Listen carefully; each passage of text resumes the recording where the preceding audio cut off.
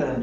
मग लक्षात आलं की कॉन्क्रीट चाललंय आपलं आणि इतकं समाधान वाटलं की मला वाटतं मी 1 तासभर झोपलोच नाही परत घरी जाऊन, झोपलो नाही.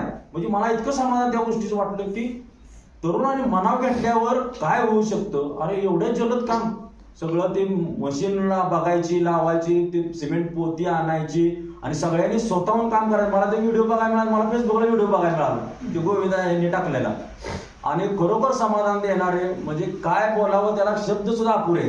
म्हणजे कष्टातून किंवा युनिटी एकता यामधून काय घडू शकतं हे तुम्ही सर्वांनी दाखवून दिलं. येणाऱ्या काळामध्ये तुम्ही मला साथ देतायच, काही विषय नाही, पण पुढच्या काळात सुद्धा जे काय लागेल ती गरज आपण सगळ्या अशाच तुमच्या सहकार्यातून आपण करूया. एक शाळेचं एक चांगलं नाव करूया, गावाचं. शाळेचं नाव झालं म्हणजे गावाचं नाव होते आणि तुमच्या मंडळीचं या ठिकाणी नाव होते. तर पुढच्या काळात सुद्धा तुम्ही आम्हाला साथ द्याल. आता 2 सतरंजी आहेत, सर्व साहित्य आहे, अगदी कौतुकास्पद. म्हणजे आम्हाला अभिमान वाटावा असं तुमच्याकडून घडले.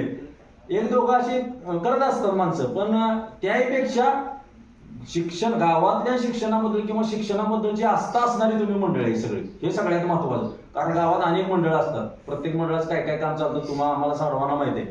परंतु शिक्षणाबद्दलची आस्था असणारे काही ठराविक मोजकीच लोक असतात, ठराविक मोजकीच मंडळ असतात. त्यामध्ये आपलं मंडळ हे खरोखर अग्रक्रमाने त्याचं नाव घ्यायला मला अत्यंत अभिमान वाटतोय. आणि या गोष्टीसाठी पुन्हा एकदा तुम्हाला मी धन्यवाद देईन. आणि तुमच्या सर्वांचं एक छोटस, म्हणजे आमच्या शाळेच्या वतीने एक छोटासा अल्पोपहार मी आणलेला आहे. तर तो आपण करावा. तुम्ही नाहीच म्हणत होता, फोटोला सुद्धा नाही म्हणला होता. म्हणजे अशी माणसं मिळत नाही, पण ही सगळी तुम्ही एका विचारानं जोडली गेलेली आहेत. एकमेकाच्या सुखदुःखात असतात. मी परत जाणून घेतलं की सगळ्यांच्या सुखदुःखात तुम्ही सामील होत असता आणि हेच मिळवायचं आपल्याला. काय कोरोनानं भरपूर काही शिकवलं. माणसं कशी गेली, आपण पहिले सकाळी गेलेला माणूस माघारी संध्याकाळी आला नाही, किंवा घरात बसलेला माणूस सकाळी परत उठला नाही, हे आपण बघितलं.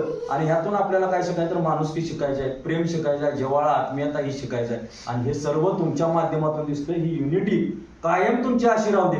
मला पण कधी काय वाटलं की बाबा ही सरांच्यानं होऊ शकते, मला पण सांगा, मी पण तुमच्यात सामील होईल.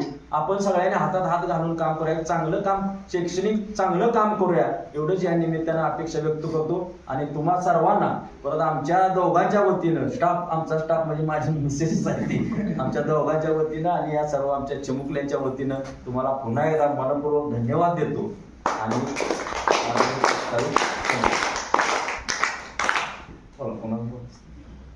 बोला.